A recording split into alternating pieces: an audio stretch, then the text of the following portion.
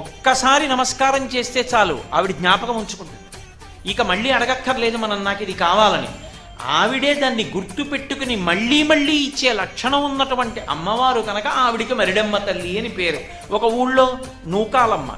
నూకాలమ్మ అంటే భూమి మీద నూకలు ఉన్నాయి, ఈ ఊళ్ళో నేనున్నాను, ఈ ఊళ్ళో నేనుండి ప్రతి పూట అన్నం తిని బ్రతకగలుగుతున్నానంటే ఆవిడ అనుగ్రహం. భూమి మీద నూకలు ఉన్నాయిరా వీడికట్ట, ఇక్కడ నాకు నూకలు మిగల్చి ఆయుర్దాయం ఇస్తున్న తల్లి ఈ గ్రామానికి అధిదేవత.